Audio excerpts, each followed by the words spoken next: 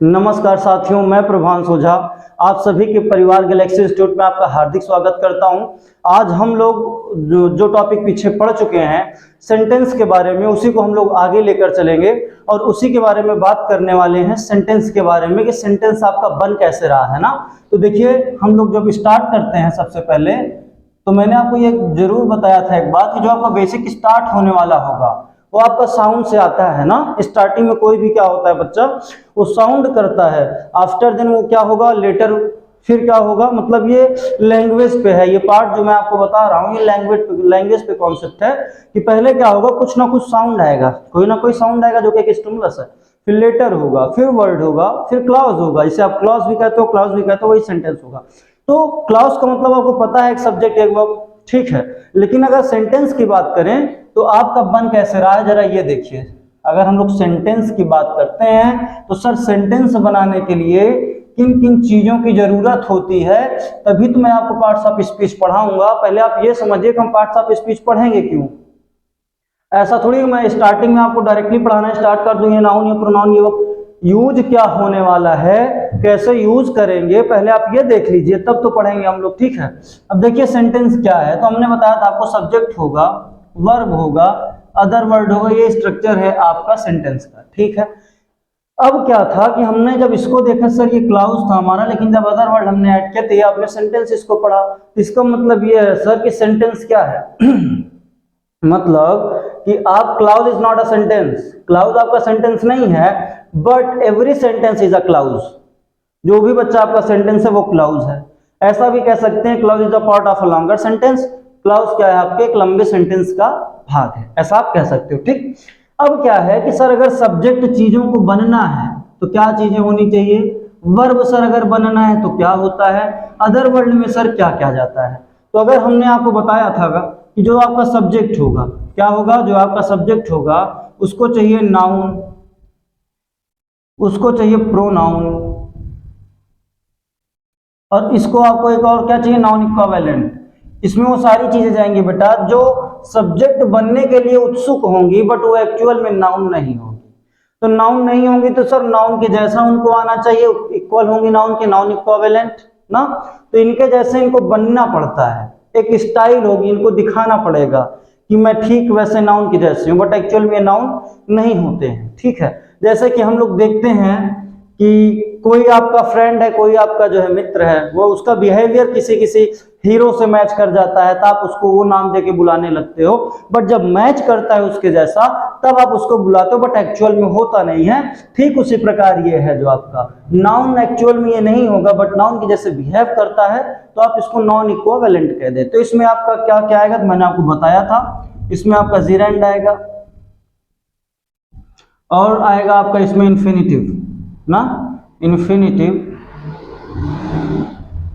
2 + V1 ये है, 2 + V1 ये है, ये V1 + ING है बच्चा, इसी को आप फोर्थ फॉर्म बोलते हो, ठीक है, fourth form of the verb. इतना हम लोगों ने पढ़ा था, ठीक है।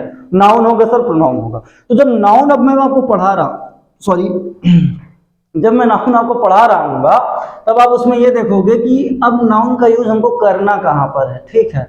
नाउन आपका बनेगा बेटा सब्जेक्ट, प्रोनाउन भी आप पढ़ रहे होगे तो देखोगे क्या है सर, सब्जेक्ट बनेगा। पहली बात तो यही को सब्जेक्ट बनेगा। ऑब्जेक्ट भी नाउन बनता है, उसमें कोई कहने वाली बात नहीं है, हम लोग देख रहे होंगे तो जान रहे होंगे उसको, ठीक है।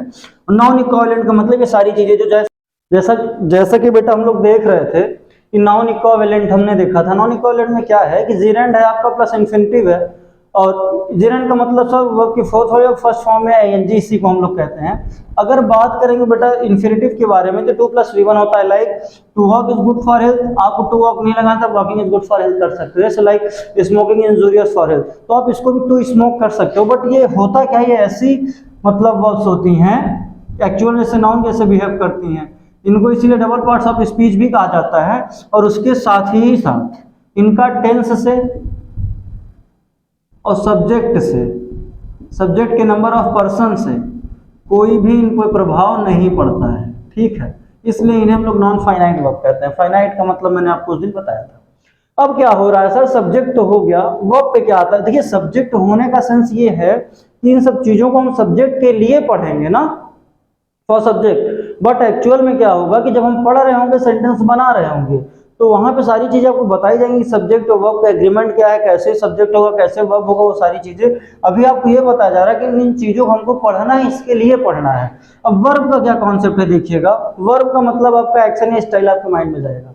दूसरी बात क्या है सर, बीइंग वर्ब होती है ना, तो बीइंग का मतलब क्या हो गया, बीइंग समथिंग, तो मतलब डूइंग वर्ब का कॉन्सेप्ट क्या हो गया, बीइंग वर्ब का कॉन्सेप्ट ये हो गया। अब होगा क्या, जो आपकी बीइंग वर्ब होगी वो ऑक्सिलरी वर्ब होगी, कुछ होने को दिखाएगी, कभी कभी मेन वर्ब भी बनेगी। तो कुछ ऐसी वर्ब्स होंगे जो कुछ होने को दिखाएंगे, उनको आप बीइंग वर्ब कहते हो ना। और एक्शन स्टाइल वर्ब ये मेन वर्ब होती है आपकी, कभी कभी आपकी ऑक्सिलरी वर्ब ही मेन वर्ब बन जाती है, ऑक्सिलरी वर्ब ही आपकी क्या बनती है, हेल्पिंग वर्ब। ये भी हम समझ लेंगे। अभी हो क्या रहा है कि जो आपने वर्ब लिखा, तो हमने ये बताया कि 24 आपकी ऑक्सिलरी वर्ब्स होती हैं। 24 ऑक्सिलरी वर्ब्स का मतलब बेटा ये है कि इसको हमने 3 पार्ट में डिवाइड किया। वो 3 पार्ट क्या क्या है सर, तो principal auxiliary verb, modal auxiliary verb, semi modal auxiliary verb. तो आपने देखा 11, 10 और 3 के पार्ट में हमने इसको डिवाइड किया, तो सम करेंगे टोटल ये 24 आपका होगा। अब इसमें क्या होगा, ये प्रिंसिपल ऑक्सिलरी वर्ब अगर मैं बेटा आपको कहूँ कि फ्यूचर टेंस की जो वर्ब्स होंगी, हेल्पिंग वर्ब्स होंगी ना, फ्यूचर टेंस के हेल्पिंग वर्ब्स को हटा देंगे हम लोग, तो प्रेजेंट और पास्ट में यूज होने वाली हेल्पिंग वर्ब्स को हम लोग प्रिंसिपल ऑक्सिलरी वर्ब कहते हैं। Like is, am, are, was, were, has, have, had, do, does, did. ये आपका क्या हो गया, 11 हो गया, जिससे आप क्या कहते हो, principal auxiliary verb. Modal auxiliary verb में बेटा आपने विल और शैल को छोड़ा था, विल और शैल को छोड़ा था, जो कि आपका प्रिंसिपल ऑक्सिलरी वर्ब का पार्ट नहीं था ना, तो वहीं से स्टार्ट कर लेना, यहाँ पे छोड़ना है उसको, यहीं से स्टार्ट करना है, तो चीजें थोड़ा इजी हो जाएंगी। विल हो गया, सेल हो गया, वुड हो गया, शुड हो गया, कैन हो गया, कुड हो गया, मे हो गया, माइट हो गया, मस्ट टू और आउट टू हो गया आपका। अब sir semi modal auxiliary verb में क्या बचेगा, तो इसमें बेटा आपका होगा need, used to and dare ना, need, dare and used to. अब प्रिंसिपल ऑक्सिलरी वर्ब में जैसे मैंने बोला is, am, are, was, were, मैं बोल रहा हूं बेटा ध्यान दीजिएगा, जो चीजें आपको क्लियर नहीं दिख रही हैं तो आप सुन के अच्छे से उसको कर लीजिएगा। हैज, हैव, हैड ना, do, does, did. Do, does, did के साथ बेटा हमेशा वर्ब की फर्स्ट फॉर्म लगती है, क्या, कौन सी, वर्ब की फर्स्ट फॉर्म लगती है, इसको हमेशा आप माइंड में रखिएगा। डू, डज, डिड जहां आएगा V1 लेकर आएगा, सोचने की जरूरत नहीं है। इज, एम, आर आपका क्या हो गया सर, टेम्परेरी एक्शन दिखाएगा, बीइंग वर्ब का भी होगा ये ना, और वाज, वर का भी यही कॉन्सेप्ट है। हैज, हैव, हैड बेटा ये क्या होते हैं, मेन वर्ब बनते हैं, कुछ पास होने को दिखाते हैं, बाकी इनका यूज कंप्लीट एक्शन के लिए ही किया जाता है ना। ये आपके 11 हो गए, कितने हो गए, ये 11 बच्चा हो गए। 10th आपके हो गए model auxiliary verb, semi modal auxiliary verb हो गए। अब हम बात करें अगर जैसे देखिए राम इज प्लेइंग क्रिकेट, तो कुछ होने को दिखा रहा है, कुछ सॉरी कुछ करने को दिखा रहा है, ये डूइंग वर्ब है बच्चा, इसमें एक्शन है कि नहीं है, है सर। इसमें आप अगर कहोगे, देखोगे बच्चा, इसमें आपका एक्शन है, ये डूइंग वर्ब है। प्लेइंग, प्ले का मतलब आप स्टाइल होगी बेटा, इसमें कुछ ना कुछ स्टाइल होगा, एक्शन होगा, आप उसी को क्या कहोगे, उसी को आप कहोगे डूइंग वर्ब। तो ये मेन वर्ब हो गई। अब मेन वर्ब के साथ अगर आपकी ऑक्सिलरी वर्ब यूज होगी तो यही बच्चा हेल्पिंग वर्ब बन जाएगी। ध्यान से सुनना मैंने क्या कहा, जब मेन वर्ब या एक्शन वर्ब के साथ ऑक्सिलरी वर्ब जुड़ती है तो वो हेल्पिंग वर्ब हो जाती है। वही जब ऑक्सिलरी वर्ब, क्या कहा मैंने, वही जब ऑक्सिलरी वर्ब बेटा सेंटेंस में अकेले आती है, विथ नाउन आती है, वर्ब के साथ नहीं आती है, तो वही बेटा मेन वर्ब की जैसे बिहेव करने लगती है। जैसे मैंने कहा Ram is a boy, Ram एक लड़का है, राम क्या है बेटा, लड़का, तो उसको लड़का होने को दिखा रहा है, ये क्या दिखा रहा है, इसको लड़का होने को दिखा रहा है, राम को, तो बीइंग समथिंग दिखाया, इसने कुछ होने को दिखाया, इसलिए आपकी ये मेन वर्ब बन गई is.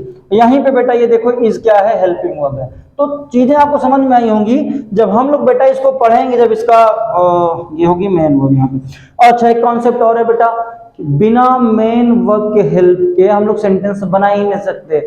We can not make a single sentence without help of main verb या विदाउट हेल्प वर्ब। बिना हेल्प वर्ब के बेटा आप बना ही नहीं सकते हो, एक सिंगल सा सेंटेंस नहीं बना सकते हो, मेन वर्ब होना जरूरी है। फिर वही बात फंसती है कि यहाँ पे जाके कंफ्यूज मत होइएगा, सर ये गो क्या है, कम क्या है, रन क्या है, कम इन, तो बच्चा हो क्या रहा है कि ये सब जो रिप्लाई होता है हम लोग जब इनका यूज करते हैं, this is the base on कौन? Language. Language in the sense कि आप किसी चीज को सिर्फ समझते हो, अंडरस्टैंड करते हो, किसी के आइडियाज को, वो होता है लैंग्वेज। तो लैंग्वेज में आप गो बोल देते हो, जाओ, कम बोल देते हो, लेट्स गो और चलते हैं। लेकिन होता क्या है आपका बेटा, इसमें कहीं ना कहीं सब्जेक्ट मेंशन होता है। लाइक बोलो आप बच्चा, किसको बोलोगे? गो, जाओ। कोई ना कोई पर्सन होगा, कोई ना कोई एनिमल होगा, कोई ना कोई तो होगा ना। तो नाउन को ही तो आप यूज कर रहे हो उसमें, तो वो मेंशन इनडायरेक्टली होता है। ये सिर्फ मैंने इसलिए बताया कि आप कंफ्यूज मत होना। कभी कभी होता है ना, कम आ जाओ, कम ही ना जाओ, तो आप सब्जेक्ट ढूंढ रहे हो, तो बच्चा उसमें पहले से ही मेंशन होता है, उसमें घबराने की बात नहीं, वो लैंग्वेज का पार्ट है। आपको पता है इंग्लिश क्या है? एक लैंग्वेज ही है। तो इन सब चीजों को बहुत अच्छे से हम लोग समझेंगे, आपको ज्यादा इसमें कंफ्यूजन ना हो, इसलिए मैंने इसको समझा दिया। तो ये है बच्चा आपका, मैंने वर्ब को देख लिया। वर्ब में कौन कौन सी चीजें हो गई सर? डूइंग वर्ब हो गई, बीइंग वर्ब हो गई। जितनी ऑक्सिलरी वर्ब है बच्चा, इनको बीइंग वर्ब कहते हैं। यही मेन वर्ब भी बनती है, ऑक्सिलरी वर्ब होती है, हेल्पिंग वर्ब भी बनती है। मैंने बताया क्यों बनती है, रिवीजन कराऊंगा नेक्स्ट वीडियो में और अच्छे समझ में आ जाएगा। सब्जेक्ट मैंने बच्चा बताया कि कोई नाउन होगा, प्रोनाउन होगा, नॉन इक्विवेलेंट होगा, वही जाके सब्जेक्ट बनना है। अदर वर्ब में बच्चा, जब हम ऑब्जेक्ट की बात कर रहे होंगे, किसकी? ऑब्जेक्ट की बात कर रहे होंगे, तब और आसानी से आपको चीजें समझ में आएगी। ऑब्जेक्ट हो गया, एडवर्ब हो गया बच्चा, वो सब आपके अदर वर्ड में जाएंगे। एक सब्जेक्ट हो गया, एक वर्ब हो गया। ये है सेंटेंस का स्ट्रक्चर। तो वर्ब सर क्या होता है, कैसे यूज होता है, ये हम लोग डिटेल में कल पढ़ेंगे। मैंने आज आपको सिर्फ ये बताया कि वर्ब ये सारी चीजें आती हैं, यूज कैसे होती हैं कल बताऊंगा। सब्जेक्ट भी कैसे चीजें यूज होती है बच्चा, कल बताऊंगा, ठीक है? मतलब नेक्स्ट वीडियो में बताऊंगा। किसमें? नेक्स्ट वीडियो में। आज के लिए बच्चा इतना ही था। Love you all, thank you very much.